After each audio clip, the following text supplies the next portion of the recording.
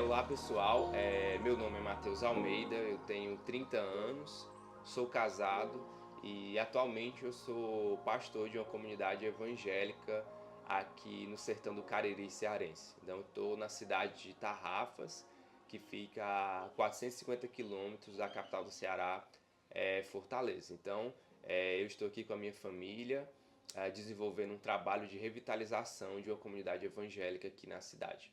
Eu comecei a me interessar pelo sertão nordestino por volta de 2016, onde eu tive a oportunidade de ir até o sertão, né, ouvir até o sertão, para participar de viagens missionárias de curto prazo, né? Então, na época, eu vim com um grupo de jovens para evangelizar nas romarias de Juazeiro do Norte. Então, esse foi o meu primeiro contato com o sertão nordestino de fato, porque apesar de eu ser natural de Fortaleza, aqui no Ceará, eu nunca tive essa experiência, vamos colocar, de imersão no sertão. Não tinha, nunca tive parentes que moram no sertão, então a minha primeira, de fato, experiência foi em Juazeiro do Norte. Então eu vim algumas vezes com um grupo de jovens e comecei a ter contato com a realidade religiosa do sertanejo. Então aquilo ali sempre chamou a minha atenção sobre essa perspectiva e eu tive a oportunidade, então, depois de uma mudança teológica, me transferi para a Igreja Presbiteriana do Brasil e tive a oportunidade de fazer cursos sobre missões, cursos relacionados à missiologia, e depois fui para o seminário. E durante o seminário tive a oportunidade de pastorear uma igreja lá em Fortaleza, e depois apareceu a oportunidade de vir até o sertão. Então me transferi com a minha esposa para cá, e a gente está desenvolvendo aqui um trabalho de revitalização de uma igreja, aliado com outras atividades que a gente tem o foco de evangelizar esses povos que são um dos povos menos evangelizados do Brasil, que é o sertanejo. Então a gente está nesse processo de revitalização de igreja por aqui. Eu acho que é interessante a gente começar falando um pouco sobre quem é o sertanejo, porque na maior parte das vezes a gente não tem um entendimento muito claro do que é, ou quem é o sertanejo. Então eu posso falar pela minha perspectiva, vindo de uma capital no sertão, não tinha esse conhecimento, nem teórico nem prático, que de fato é o sertanejo. Então, quem que é o povo sertanejo? Então, o povo sertanejo, como a mídia ela propaga, é um povo realmente bastante hospitaleiro, é um povo que ele é um povo curioso, né? Ele quer saber se tem alguém de fora na comunidade, ele rapidamente é alguém que recebe muito bem essa pessoa de fora, esse estrangeiro.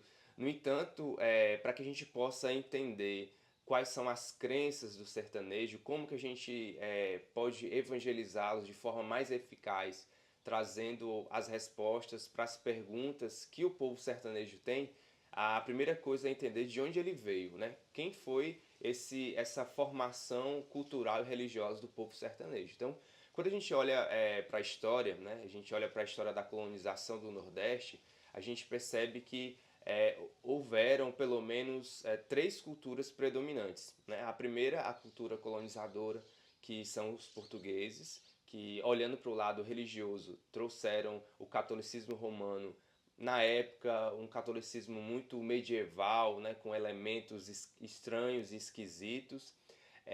Veio também por meio da escravidão os povos africanos, né, que trouxeram juntamente com eles tanto a cultura em relação à alimentação, em relação a comportamentos, mas também em relação às suas crenças.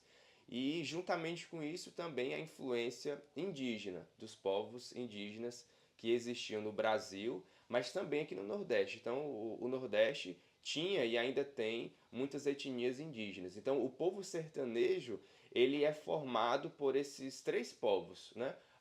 Religiosamente falando, pelos portugueses, os africanos e os indígenas. Então é por isso que hoje, quando você chega na casa de um sertanejo, você vai conversar com ele, você vai perceber que ele tem esses elementos dentro dele que são uma fusão dessas três culturas. Por exemplo, a gente no sertão percebe a influência ainda hoje das rezadeiras ou em alguns lugares as benzedeiras, né, que são mulheres, geralmente mulheres senhoras, que elas estão fazendo um processo não apenas religioso de crença, né, mas também um processo de terapêutico, um processo de cura, né, porque geralmente aqui no sertão a cobertura hospitalar ela não é tão eficaz assim, então as pessoas historicamente elas procuram essas rezadeiras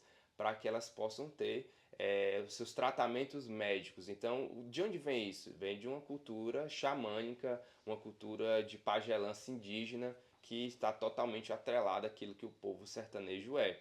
Então, por exemplo, o nosso costume de comer tapioca, de comer milho assado, de dormir em redes, de tomar vários banhos durante o dia, isso tudo também vem da cultura indígena e a gente vai percebendo o quanto que o povo sertanejo ele é influenciado historicamente por essas três culturas. Então, se você é pastor, missionário, evangelista ou de alguma forma você deseja se envolver com a obra missionária no sertão, é importante perceber quem eles são, né, quem o povo sertanejo é, para que a gente possa ter as respostas adequadas para as suas perguntas. Então, por exemplo, o catolicismo popular, né, que ele é uma vertente do catolicismo romano, ele está muito misturado com esses elementos africanos e indígenas que eu falei anteriormente. Então, os elementos muito supersticiosos, né? É uma religião muito atrelada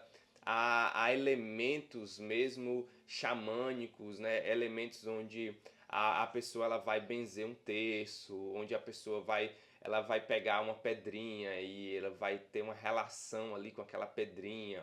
Elementos assim muito estranhos ao catolicismo oficial. Então, esses elementos são elementos do catolicismo popular, que é o que o povo sertanejo acredita. Então, o povo sertanejo vive um catolicismo popular que está totalmente misturado, é um sincretismo religioso bastante profundo. Então, por que essa é uma dificuldade para quem pensa em plantar igrejas no sertão nordestino? Porque a gente percebe que o povo sertanejo, a identidade dele está atrelada ao catolicismo popular. Então, para o sertanejo, ser sertanejo é ser católico romano. Então, quando você passa para a lei dos crentes, que é o que a gente comumente escuta aqui, né, sobre conversão, há uma dificuldade grande porque a pessoa, na cabeça dela e na cabeça da comunidade, um pouco que ela deixa de ser quem ela é. Ela deixa de ser sertanejo, porque entende-se que ser sertanejo é ser católico. Então, quando se passa para a lei dos crentes, já há uma pressão maior, há uma dificuldade maior por parte da comunidade, por parte da família, que é como se a pessoa estivesse negando as suas raízes históricas, porque a família dela, o pai e a mãe sempre foi católico, o vô, o bisavô, todo mundo sempre foi católico. Então deixar de ser católico é uma dificuldade grande por parte da identidade. Então é aquilo que a gente tem como dificuldade. A outra questão é que o sertanejo ele é muito resistente a mudanças. Ele é lento para lidar com mudanças profundas e principalmente mudanças religiosas. Então há uma dificuldade em relação a isso também. E são questões que a gente precisa estar ciente e trabalhar em cima disso, de que é difícil, é demorado, mas que Deus pode salvar sim essas pessoas. Deus está salvando, está mostrando, está realmente trazendo o verdadeiro evangelho para essas pessoas. E eu costumo falar que às vezes é mais prejudicial você entender uma coisa que de fato ela não é ainda do que você não conhecê-la. Então, talvez é mais prejudicial conhecer um cristianismo que não é bíblico, que não é real. É mais difícil entender isso do que você não conhecer de fato coisa nenhuma. Porque aí às vezes é necessário você ter que desconstruir elementos que não são assim tão cristãos, assim tão bíblicos, e é um processo difícil desconstruir algo para poder construir um evangelismo, um evangelho bíblico em cima dessas questões, tá bom? Então, apesar de todas as dificuldades e os desafios que envolve a plantação e revitalização de igrejas no sertão nordestino, em todos os aspectos a gente consegue perceber a bondade de Deus nisso tudo. Então, a gente percebe, né, através da Escritura e também através da experiência, o quanto Deus está, o quanto Deus está interessado em trazer mais filhos para o seu rebanho. Então, apesar de todas as dificuldades logísticas, as dificuldades de crença, dificuldades religiosas, ainda assim nós percebemos um Deus que tem se revelado ao coração do sertanejo, através da Escritura Sagrada, através de outros meios. Deus tem mostrado o seu desejo de compartilhar da sua glória, do conhecimento dele mesmo para o povo sertanejo. Então, diante de todas as resistências a mudanças, diante do catolicismo romano que é predominante, nós percebemos na zona rural, percebemos nas cidades, igrejas sendo plantadas, igrejas sendo revitalizadas, pessoas conhecendo o Evangelho, pensando biblicamente, tendo as suas crenças confrontadas, tendo a sua cultura confrontada, e isso tudo a gente percebe que é a bondade de um Deus que é soberano, de um Deus que é fiel, de um Deus que mantém a sua aliança, como a Escritura diz, com Abraão, Isaac e Jacó. E a gente percebe que nos lugares mais improváveis, né, ele tem se revelado, como assim diz o evangelho que precisa e foi pregado, né, Jerusalém, Samaria, Judéia e aos confins da terra. E aqui é os confins da terra, pela perspectiva de Jerusalém. Deus tem se mostrado bondoso em salvar pessoas, em trazer ovelhas que estão dispersas do seu rebanho, e o povo sertanejo é um povo que tem sido alcançado pelo Evangelho. Então, vemos a bondade de Deus nisso tudo, porque Deus não teria a obrigação de fazer isso, ele não precisava fazer isso, mas pela sua bondade e a sua misericórdia, ele compartilha quem ele é conosco, ele nos dá o privilégio de sermos, como pastores, evangelistas e missionários, coparticipantes da sua graça alcançando o povo sertanejo. Então, se você deseja participar disso, você deseja conhecer um pouco daquilo que Deus tem feito no sertão, eu te convido a estar aqui com a gente, a se envolver com algum trabalho missionário em alguma cidade no sertão, a se envolver na zona rural, que eu tenho certeza que você vai ver grandes coisas daquilo que Deus tem feito.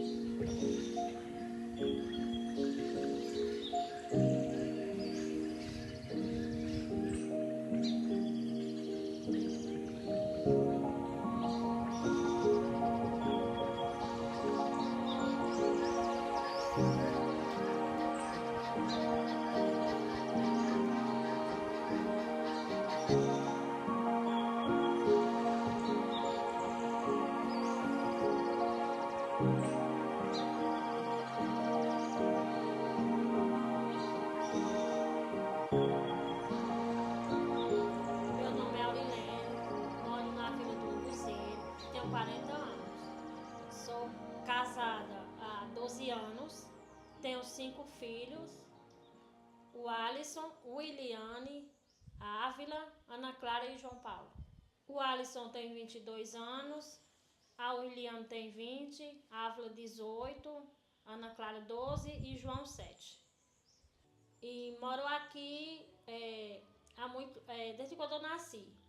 Aí depois que eu casei, eu fiz essa casa, consegui fazer essa casa. Aí morei muitos anos na casa dos outros. Morei 12 anos na casa de outras pessoas e consegui fazer a minha casa, graças a Deus. E até agora eu moro aqui.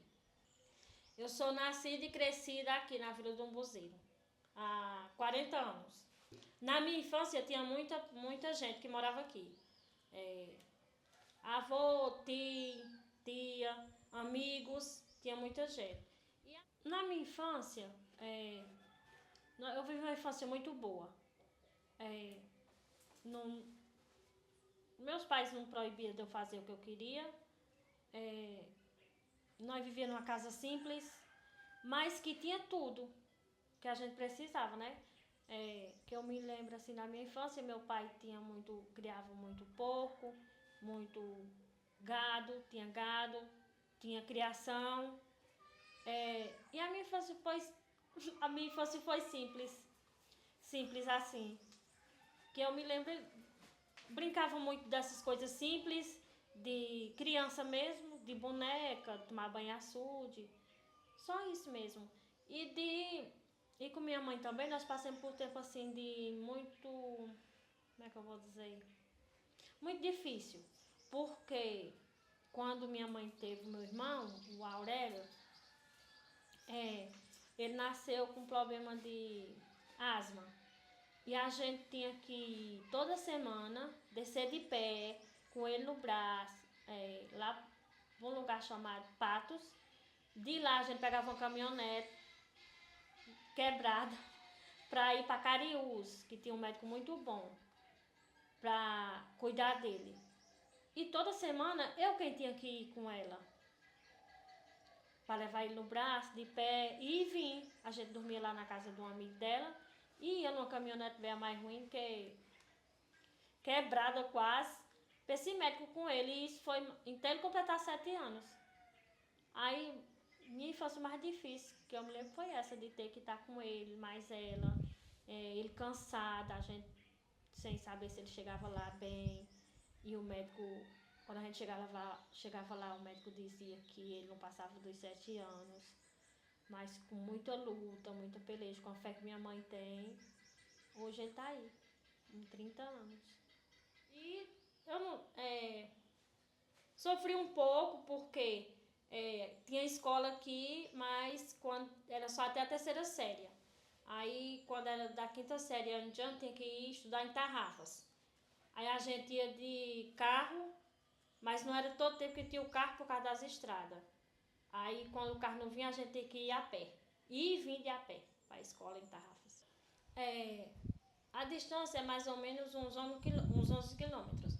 E nós ia mais ou menos em 7 pessoas, em 7 amigas. Nós era 7 amigas. Ia e voltava de a pé. A gente saía daqui 10h30, chegava lá 11h30 mais ou menos, depende do jeito que a gente fosse. Se fosse caminhando rápido, e saía da escola 3h30 e chegava aqui mais ou menos umas 6 horas.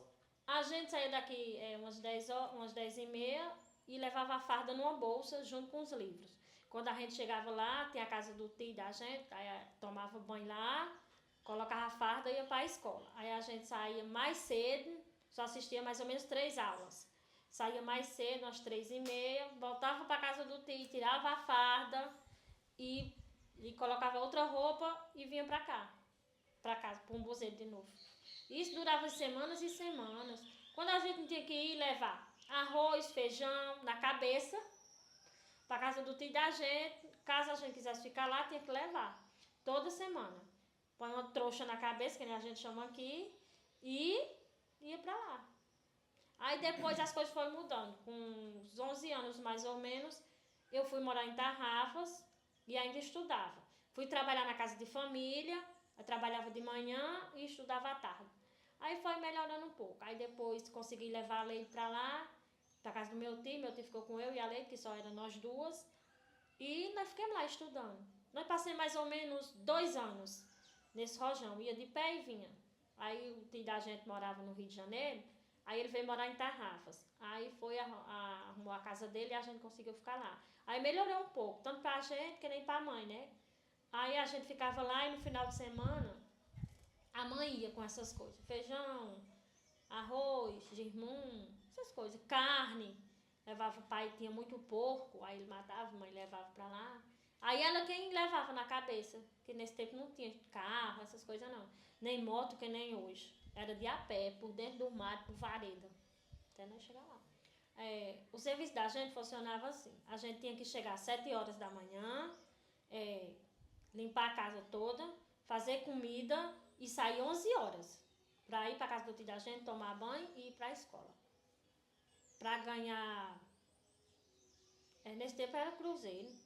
100 cruzeiro, 150 cruzeiro, que era dinheiro. Não é que nem hoje não, que era R$100, R$150, que hoje ninguém faz um serviço de casa por isso, né? Mas nessa época aí, era isso que a gente ganhava. 100 cruzeiro, 150, era isso. Eu saí da escola e fiquei na cidade, trabalhando em casa de família. Aí eu voltei pra cá porque eu engravidei do meu filho mais velho. Aí eu voltei pra casa dos meus pais.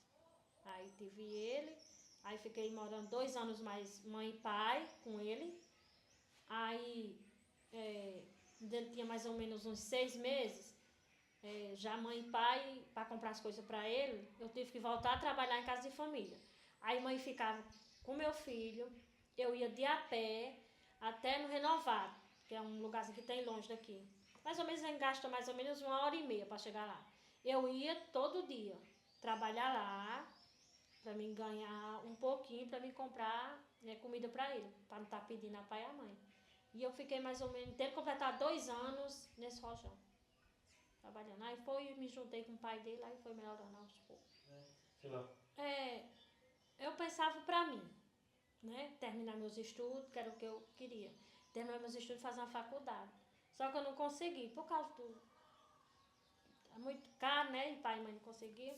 Mas hoje eu sonho para minha filha, para a Ávila e a Ana Clara, eu quero que elas terminem o estudo e que eu consiga pagar uma faculdade para elas. A Ávila, eu sei de que ela quer uma faculdade de nutrição.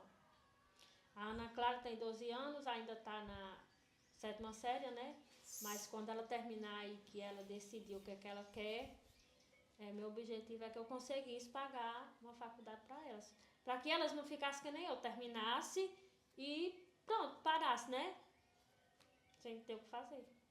Ou então ter que trabalhar em casa de família para comprar o que elas necessitam. Porque eu não posso dar tudo que elas querem, né? Aí meu sonho era esse, que elas conseguissem realizar o sonho que eu não pude para elas. E meu filho mais novo, o João Paulo, ele tem 7 anos. Aí quando ele nasceu, quando ele tinha mais ou menos uns 6 meses, eu descobri que ele tinha um desvio de coluna congênita. Até que eu pensava que foi eu no banhar que deu um jeito na coluna dele. Mas não, foi de nascença. Aí a gente foi consulta, raio-x, tudo no Crato, porque aqui em Tarrafas não tem. Aí pagando, porque não consegui por conta do SUS. E que ele tem que fazer uma cirurgia. E aqui na nossa realidade hoje, a cirurgia que ele tem que fazer é muito cara. No hospital daqui de Tarrafas, agora a gente está sem médico. Até é muito cara. Aí eu perguntei pro médico quanto seria mais ou menos, particular.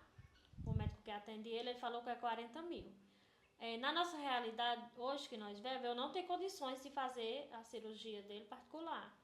Aí deixei lá na Secretaria de Saúde de Tarrafas, tá com mais ou menos uns 4 meses e não saiu resultado nenhum.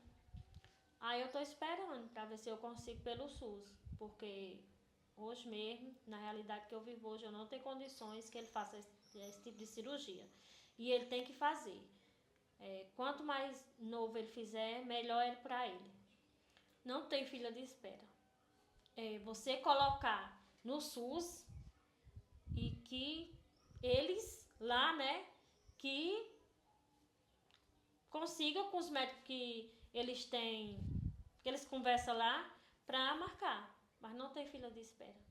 Se ele continuar sem conseguir fazer a cirurgia, o crescimento dele é lento, ele sente dor de coluna e o problema da coluna dele, que é um lado mais alto do que o outro, vai ficar maior, vai crescendo e ele vai ficar torto para um lado, não vai ser uma criança normal. Nós sempre fomos católicos, né? A gente ia na missa com mãe, aí tirava renovação nas casas, terço. Quando passei muito tempo assim, aí construí uma igreja aqui, num buzeiro. Eu, a Leide, minha irmã, mãe, minha tia Luísa e a Leinha. A gente ficou por conta dessa igreja e nós cantava na igreja.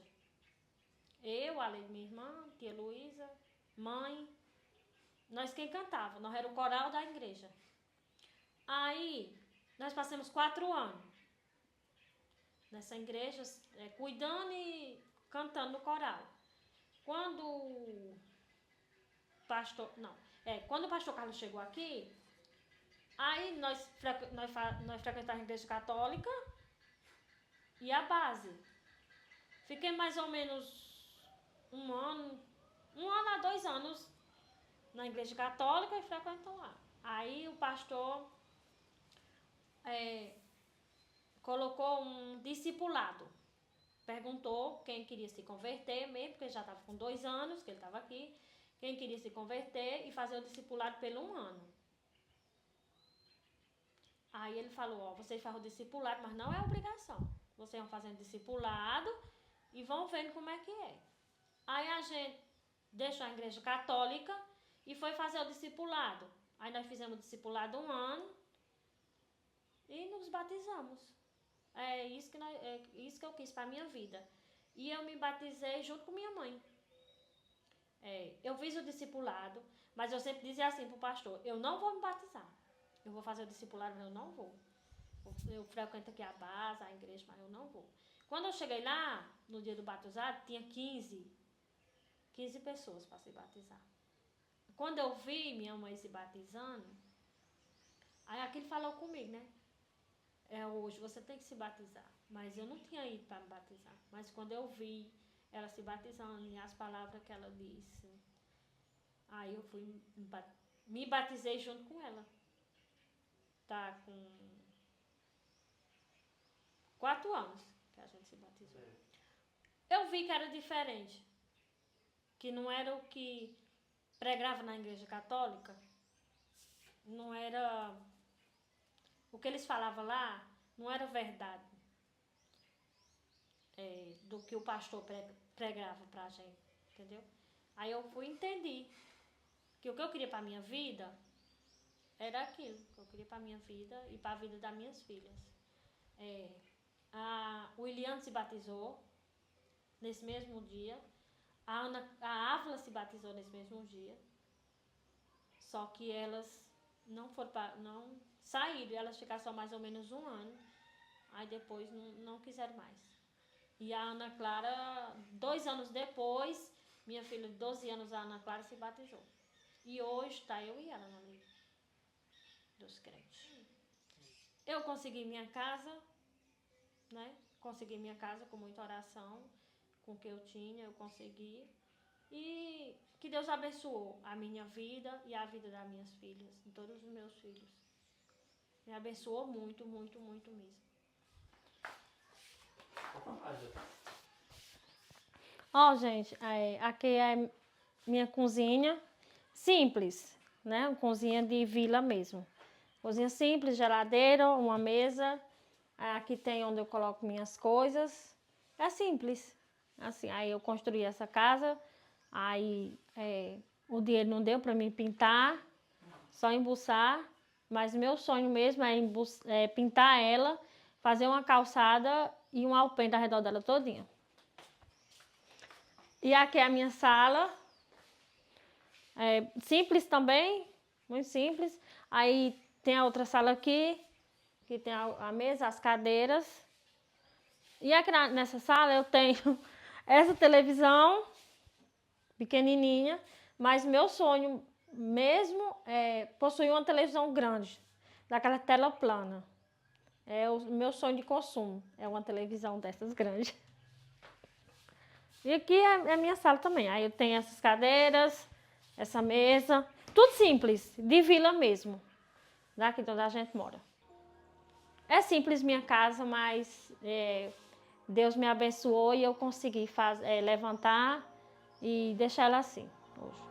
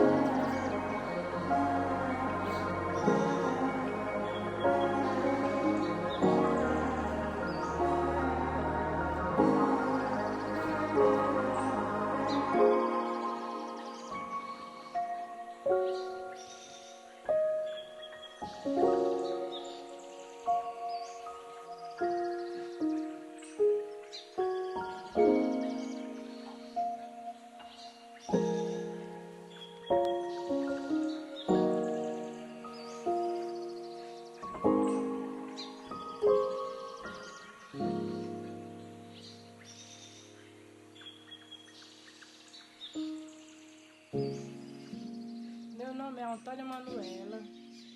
Uns me chamam de Toninha, outros chamam de Toninha de Ori. E assim por diante. Outros chamam de Dona Toninha.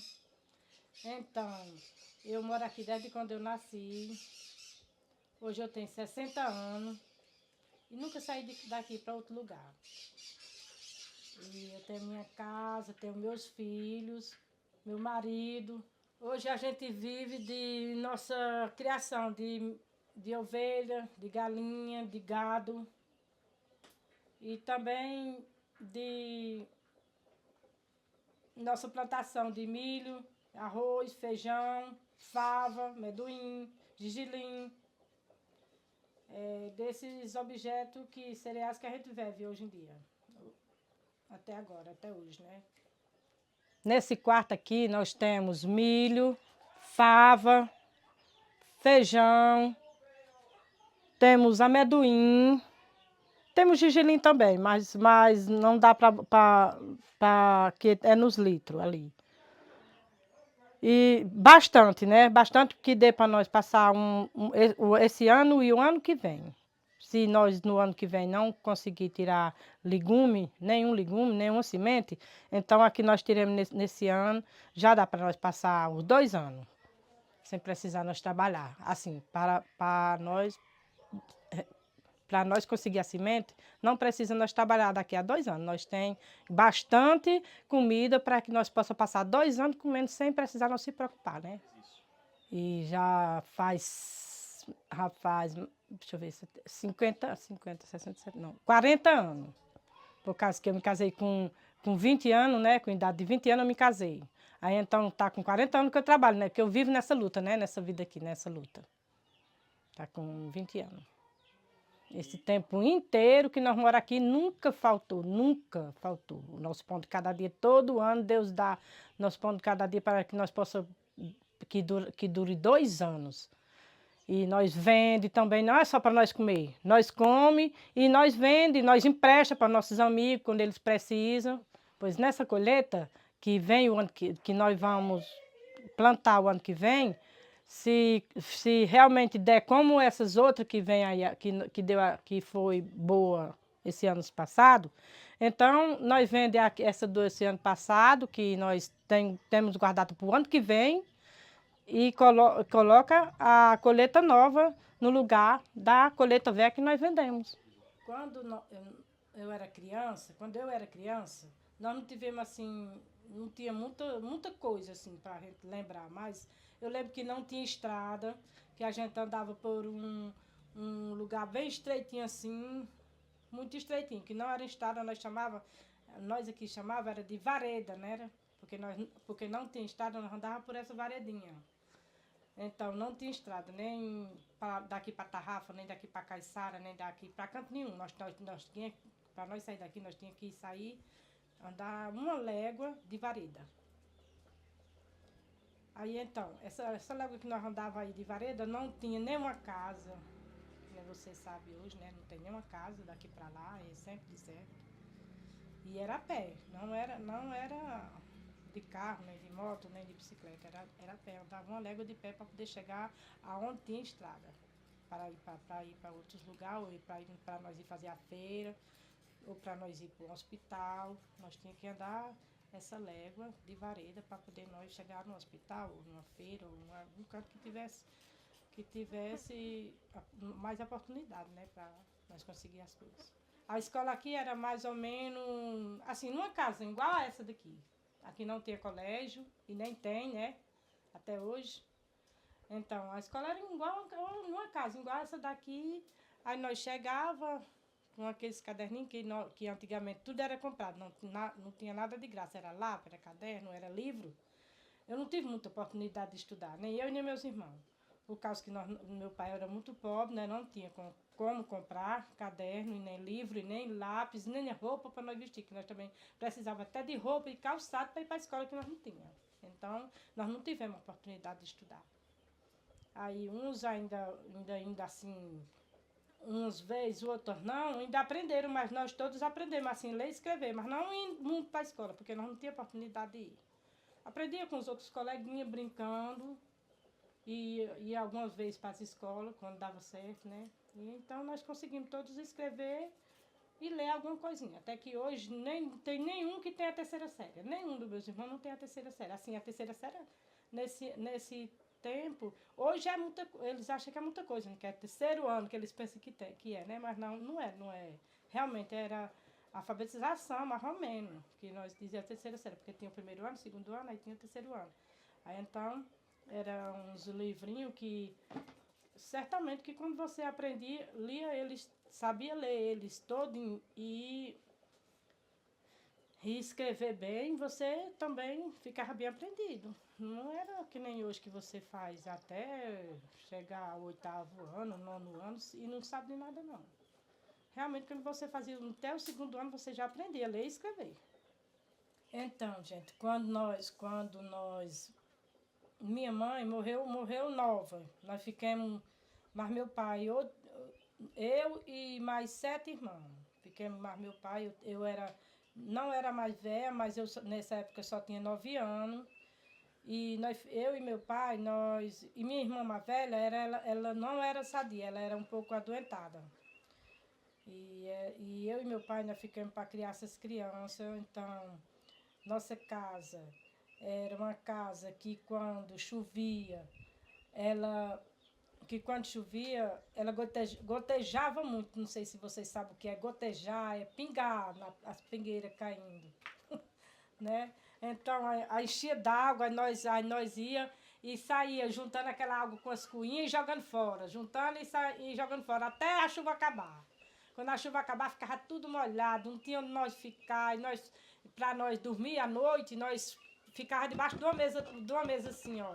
A mesa era bem grande, não era pequenininha assim, mas era bem grande a mesa. Então nós colocava tudo debaixo da mesa e ficava para poder passar o resto da chuva, quando era a noite, né? Quando era o dia, nós passávamos o dia juntando a água e jogando fora. E quando era a noite, nós passávamos a noite debaixo da cama, debaixo da mesa para não se molhar. Então essa era a nossa vida. E então nós ficamos esse tempo todo, com esse sacrifício todo, até na minha idade de 20 anos. De 9 anos a 20 anos foi um bocado de dia, não foi? Dentro dessa casa. Então nós passamos esse tempo todo morando nesta casa, que era a única casa que nós tínhamos. E com a idade de 20 anos foi que eu me casei, aí vim morar nesta casa aqui, que ainda hoje eu estou morando nela. Que essa é a minha casa que Deus me deu. Também pinga também. Pinga também quando chove. Mas tá tudo certo, tá tudo bom, é assim mesmo. A gente vai levando.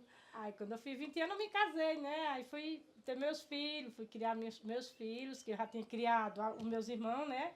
Aí fui criar meus filhos, aí hoje eu tenho 6 filhos que eu criei, meu mesmo, que era filho meu mesmo, que é Aurilena, Aurileide, Aurelo, Ariel, Arislan e Auriela. 6 filhos. Então eu criei o Lice e a Liane, que a Liane é filha de uma irmã minha, né? Mais nova. E o Lice é meu neto, nascido da Leliane, que é sobrinha minha. Criei eles 2. Então hoje eu tenho 8 filhos, mas porque criei 2 ainda dos outros.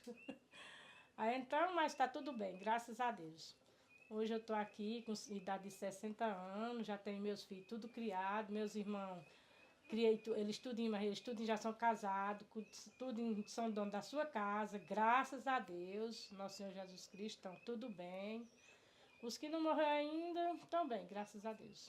Bom, eu era católica, desde criança eu era católica, né, por causa da minha mãe, do meu pai, dos meus tios, né, então eu era católica. Então eu fiquei até não posso dizer até um dia desse, né? Porque tá com 6 anos que a igreja do pastor chegou aqui, aí eu acabei me convertendo para ser evangélica. Então, daí em diante eu saí da igreja católica e continuei na igreja evangélica, junto com o pastor. Então, até agora, eu estou me sentindo muito bem. E quando eu trabalhava, participava da igreja evangélica, nós também cuidava da igreja, né? Não só participava, nós cuidava da igreja. Então nós fazia muitas festas, todos os anos, né? Fazia a festa, né? Como é? Até esqueci agora, do padroeiro. Do padroeiro, que o padroeiro daqui, da igreja daqui, era São José nesse tempo, nessa época, ainda hoje é. Então nós participávamos dessa igreja, nós era quem cuidava da igreja. Mas depois eu vi que tudo, nada do que nós estávamos fazendo era para Deus. Aí então eu me converti e passei para a igreja do evangélica. E aí é onde eu estou até hoje. Eu consigo ver a bondade de Deus em muitas coisas, por causa que quando eu era da igreja católica, eu não conseguia ver, saber, nem entender o que realmente era Deus, o que realmente, como realmente a gente podia entender que a gente estava servindo a Deus. Eu não tinha, assim, tinha vontade, mas não tinha, assim, um entendimento de entender que tudo o que nós precisava, tudo o que nós queria saber, tudo que eu queria saber, tudo que nós precisava estava na Bíblia, né? Então nós não tinha essa oportunidade de pegar a Bíblia e ler para nós saber se que o que nós queríamos estava lá. Aí depois que nós saímos de lá, foi que nós conseguimos, que eu saí de lá da igreja católica, foi que eu consegui saber que tudo que eu queria estava na Bíblia, e tudo que estava na Bíblia vinha de Deus e era o melhor para nós, para mim. Eu consigo ver a bondade de Deus através da Bíblia hoje, que eu não conseguia antigamente, né? E hoje eu consigo ver a bondade de Deus através dela em tudo. Em todas as palavras que fala sobre Deus, sobre nós, que Deus, tudo que Deus faz por nós, eu consigo ver tudo isso através da Bíblia. E através da graça que Deus dá, né, a gente conseguir ver também, porque naquela época eu queria, mas não tinha entendimento de aonde eu ia procurar saber que realmente o que nós estávamos fazendo era para Deus. Hoje eu consigo ver e saber que se eu fizer algo para Deus, realmente vai ser valioso. Para mim é um privilégio saber que eu posso fazer algo que agrada a Deus. Antigamente eu não sabia disso. Então hoje eu consigo ver que Deus está sobre todas as coisas. E eu consigo ver Ele através do que eu quero fazer sobre Ele. Porque se eu peço algo, digo, Deus, eu vou fazer isso para o Senhor.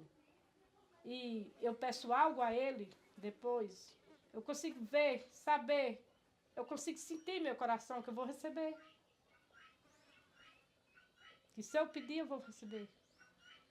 Eu consigo ver Deus nas coisas que eu quero falar com Ele, que eu quero que eu diga para Ele.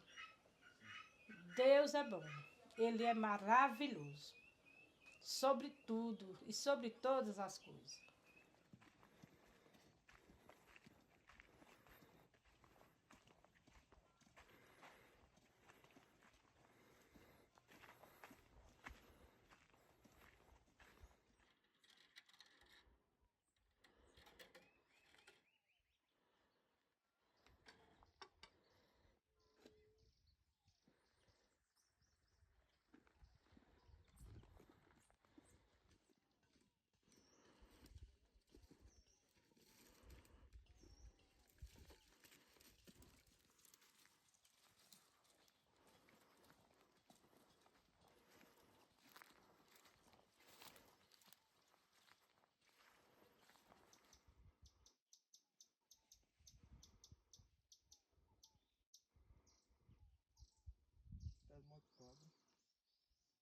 Estamos aqui hoje na roça do meu pai.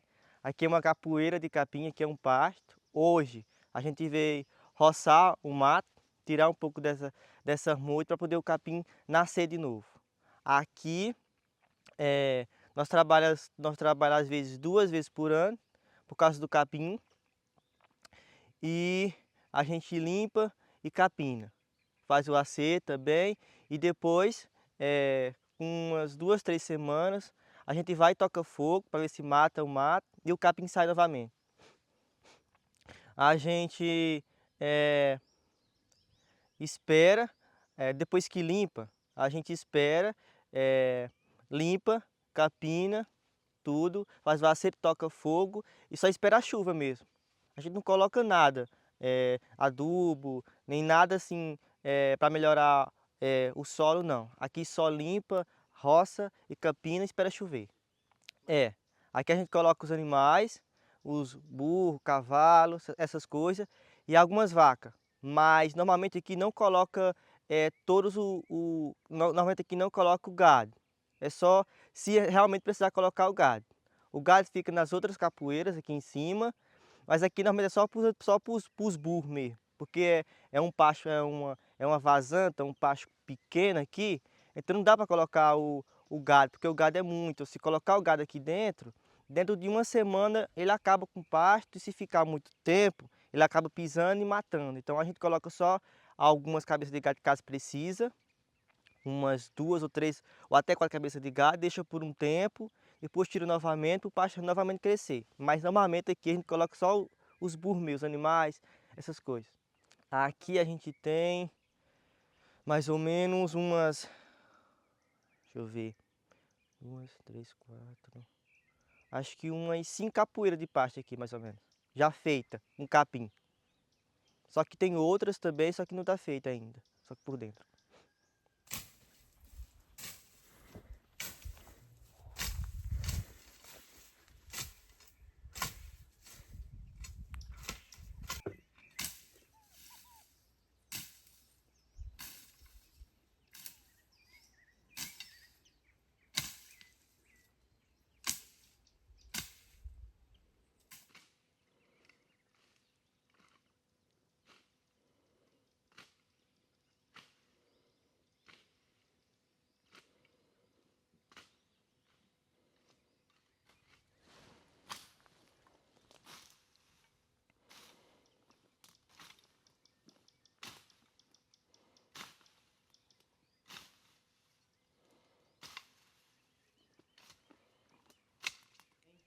Meu nome é José Auriel, eu tenho 24 anos, moro aqui no Buzeiro, no Ceará, cidade de Tarrafas. Atualmente, hoje, eu sou agricultor, trabalho com meu pai, aqui na Vila de Umbuzeiro. Também nós trabalhamos na terra, com gado, com ovelha, porco também. E nós temos várias roças aqui também, capoeira, temos vazanta, que é um tipo de capoeira mais menor também. Temos roça, onde cultiva milho, abóbora também, que é girmum, e feijão, fava, por aí. Hoje também, além de trabalhar na roça com meu pai, eu também estudo. Já fiz, faço Enem, já fiz Enem algumas vezes, em busca de conseguir uma bolsa na faculdade, que aqui no Ceará é a forma mais fácil de encontrar, é por o Enem, porque para pagar não dá, a gente não consegue, não tem recurso para isso. Então, eu estudo para o Enem, como eu estudei agora, nesse ano agora 2024, eu estudei e estou esperando só o resultado para 2025, que sai agora, em janeiro. Também, antes disso, estudando para o Enem, mas também eu fiz cursos também, alguns cursos, e faço outros também hoje. Hoje eu faço curso de programação, negócio de computação, e como eu falei também, já fiz outros cursos também, já fiz curso de informática também básica, para entender mais sobre esse mundo da computação, e também já fiz um pouco de curso de inglês, fiz também curso de gestão empresarial, já fiz curso também de atendente farmacêutico, já fiz vários cursos aqui, porque também eu gosto de estar lendo, escrevendo, lendo livro, essas coisas também. A minha infância também ela, para mim, ela foi muito boa aqui no sertão. Ela foi um pouco difícil, complicada, mas foi muito boa. Acredito que nunca faltou nada para mim. Eu tive de tudo. Como eu trabalho na roça e tudo, não faltou questão de comida, questão de água, necessidade de roupa, essas coisas, nada, nada. Eu me sinto muito bem aqui desde criança. É, a minha infância também, é, eu brincava muito. Questão de bila, bola, peão, essas coisas do sertão também. É, uma coisa que, que é engraçado aqui, né? A gente já viveu aqui no sertão, que é muito acho que diferente um pouco do que vive no mundo afora, pelo que vejo, é a questão dos bichos também. Aqui tem muito sapo, formiga, essas coisas, gafanhoto, cobra. Então, as casas, muitas vezes, na época de chuva, entra sapo, entra bicho, essas coisas. Outra coisa engraçada que eu queria compartilhar com vocês é na época da escola, quando eu estudava. Aqui, a questão do carro é muito, mas muito difícil. Então, quando chove, a estrada ela piora muito, escavaca muito por causa da chuva. Então, fica muita grota. É muito difícil para o carro vir e locomover por causa da lama e do buraco no meio da estrada. E quando a gente ia para a escola, que algumas vezes, o carro ele quebrava no meio do caminho. O que a gente tem que fazer? A gente tem que descer do carro 1 hora, 1 hora da tarde, mais ou menos, e tem que empurrar esse carro, porque o carro não pegava para sair. A gente tem que empurrar o carro para fazer com que o carro pegue, fazer com que o carro pegue e a gente chegue à escola. E muitas vezes essa situação não quebrava só na estrada. Uma vez quebrou dentro do rio, o carro quebrou dentro do rio. Então a gente teve que empurrar o carro dentro do rio, chegar na escola todo molhado, no calor, atrasado na aula e com vergonha também, por causa da situação. Molhado, com calor e cheio de barro na escola. Que a gente chegava. Era isso. Bom, gente, aqui é o local onde eu estudo. Aqui tem os livros, o livro de algum curso que eu estudo também. Ali dentro tem mais. Então, os cursos que eu faço aqui, como aqui não tem internet, eu uso dados móveis.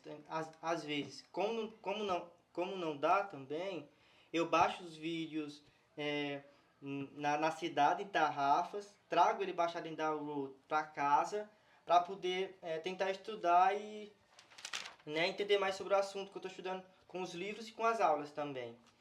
A distância daqui da vila onde eu moro para a cidade é cerca de 11 quilômetros.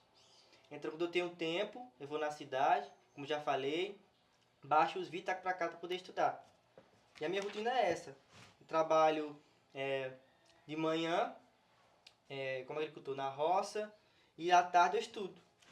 Bom, agora eu vou colocar as ovelhas no pasto. Vou colocar as ovelhas em casa, está na hora, mais ou menos 4 horas. De manhã eu trago elas para cá, umas 6 horas. E quando é às 4 horas da tarde eu levo para casa de novo. Porque não posso deixar elas aqui, por causa dos outros animais. Cachorro. À noite, para ser cachorro, venha e mexa com elas. Então eu levo elas para casa, para que elas possam dormir no curral lá feito. E de manhã de novo, amanhã, novamente eu trago ela de volta para a vazanta, capim.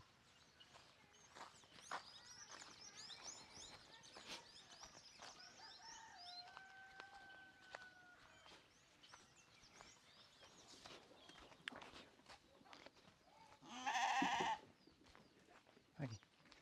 Vai filmar aqui.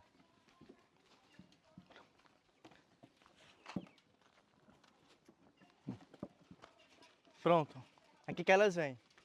Eu trago elas às 4, como eu falei, trago elas às 4 horas para cá, da tarde. E de manhã, como eu falei, eu levo elas de volta para a vazanta. Lá eu demonstro para vocês, na hora que nós fomos agora buscar.